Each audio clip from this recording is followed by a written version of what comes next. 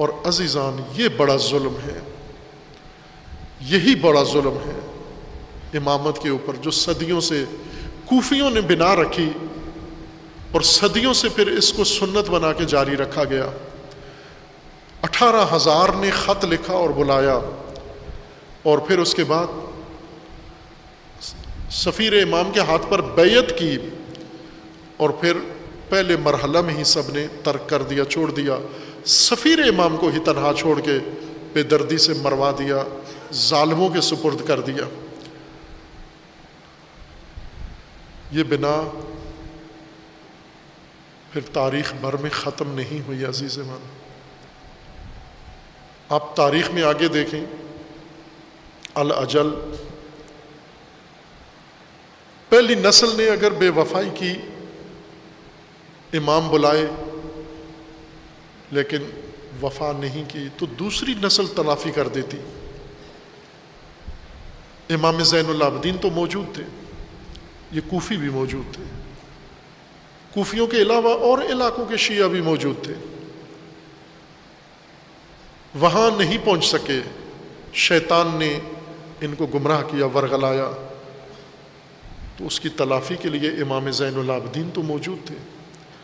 پھر ان میں سے کوئی کبھی بھی امام زین العابدین کے قریب نہیں آیا، نہ یہ قائدین آئے، نہ یہ شیعہ آئے، نہ یہ مومنین آئے، نہ یہ عہد کرنے والے آئے، نہ بیعت کرنے والے آئے۔ امام زین العابدین علیہ السلام نہایت مظلومیت کی زندگی گزاری، نہیں ہے آگاہ، ہم لوگ نہیں ہیں آگاہ، ہم یہ سمجھتے ہیں کہ کربلا پہ ستم ختم ہو گیا تھا، نہ عزیز من، کربلا پہ ستم شروع ہوا تھا، اور امام زین العابدین جب تک تشریف فرما تھے، بقید حیات تھے، یہ ستم جاری رہا۔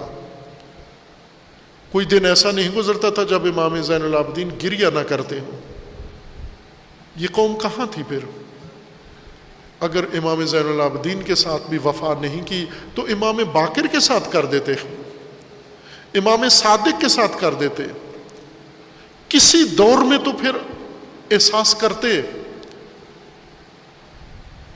اور پھر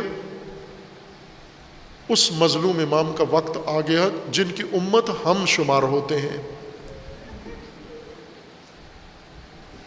تنہا امامت کی تنہائی شروع ہوئی، تنہائی شروع ہوئی، اتنی تنہائی ہوئی کہ کوئی امام 1400 سال زندان میں رہے، کوئی بات پوچھنے تک نہیں گیا۔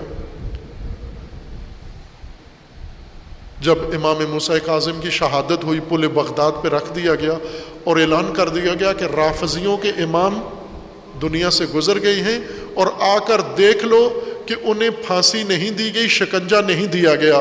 اب آتے تھے پل بغداد پہ، تابوت رکھا ہوا تھا، پردہ ہٹا کر صرف یہ تصدیق کرتے تھے کہ گردن پہ رسی کے نشان ہیں یا نہیں نظر آتے تھے، تو پھر ہارون کے حق میں گواہی دے کر کہ شکنجے کے نشان نہیں ہیں چلے جاتے۔ جنازہ تک اٹھانے کے لیے نہیں آئے، مزدوروں نے جنازہ اٹھایا اور امام موسیٰ کاظم کو دفن کیا۔ یہ قوم کہاں چلی گئی پھر؟ کیا ختم ہو گئے، زمین پہ نہیں رہے؟ یہ بے وفا، یوں نہیں کہ بے وفائی کی داستان وہی ایک تھی امام حسین علیہ السلام کے ساتھ، مسلم ابن عقیل کے ساتھ، پھر کبھی کسی میدان میں نظر نہیں آئے۔ اور پھر اس مظلوم امام کا وقت آ گیا کہ وہ امام اتنے تنہا ہو گئے، اتنے تنہا ہو گئے کہ اگر امام زین العابدین جتنے بھی ساتھی ہوتے تو کم از کم اس دنیا میں ادھر ہمارے سامنے تو ہوتے، لیکن عزیزان وہ تنہائی اس حد تک جا پہنچی کہ امام کو اللہ نے پردہ غیبت میں بلا لیا کہ ان بے وفاؤں کے اندر رہنے سے بہتر ہے امام دور رہیں لیکن محفوظ رہیں۔ خدا نے اس ہستی کو بقیت اللہ بنا لیا، ذخیرہ بنا لیا، اور پھر خدا نے عہد کیا کہ کب آئے گا؟ جب تم وفا سیکھ لو گے، جب تم وفا کا سبق پڑھ لو گے، جب تم عہد کا معنی سمجھ جاؤ گے، اور جب تم اپنے امام کے عہد کو وفا کرنے کے لائق ہو جاؤ گے، اب امام اس فرزند حسین کو اس وقت بھیجے گا، اب اللہ اس وقت بھیجے گا، وہ امام آئے گا۔ عزیزان، ہمارے لیے یہ بہت بڑا مصائب ہے، یہ کربلا کا سب سے بڑا مصائب ہے کہ امام حسین علیہ السلام کو 18,000 شیعوں نے خط لکھا اور پھر ان میں سے ایک بھی امام کے ساتھ کھڑا ہونے کے لیے تیار نہیں ہوا۔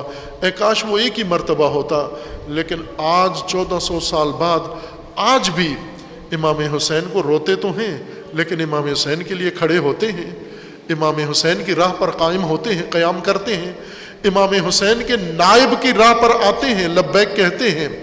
اگر لبیک کہتے تو کوفہ والا نظر نہیں آتا، اگر کوئی کھڑا ہوتا ہے تو لبنان سے کوئی کھڑا ہوتا ہے۔ اگر حسین کی بیٹی حضرت رقیہ اور حضرت سکینہ اور زینب اولیاء کا مزار اگر کوئی بچاتا ہے تو لبنان سے آتا ہے، پھر ساری دنیا تماشا دیکھتی رہتی ہے۔